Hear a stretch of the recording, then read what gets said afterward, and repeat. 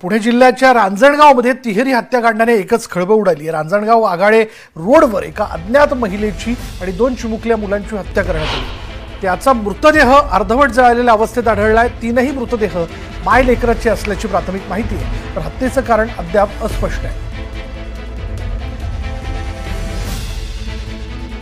पुणे जिल्ह्यातल्या रांजणगाव इथे तिहेरी हत्याकांड घडलेला आहे, त्यामुळे एकच खळबळ उडाली। रांजणगाव आगाळे रोडवर एका अज्ञात महिलेची आणि 2 चिमुकल्या मुलांची हत्या करण्यात आली आहे। अधिक तपशील आपण जाणून घेणार आहोत। आमचे प्रतिनिधी सचिन तोडकर आपल्या बरोबर आहेत। सचिन, काय अपडेट याबद्दल?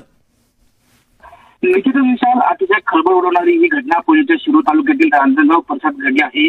अज्ञात व्यक्तीने या 3 मायलेकरांचा निर्गुण असा खून करून मृतदेह जाळण्याचा प्रयत्न केलाय।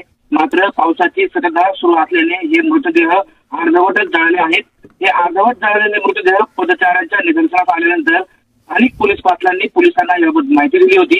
त्यानंतर रांजणगाव एमआयडीसी पोलीस घटनास्थळी दाखल झालेत। मृतदेहाची ओळख पटवण्याचं काम सुरू आहे।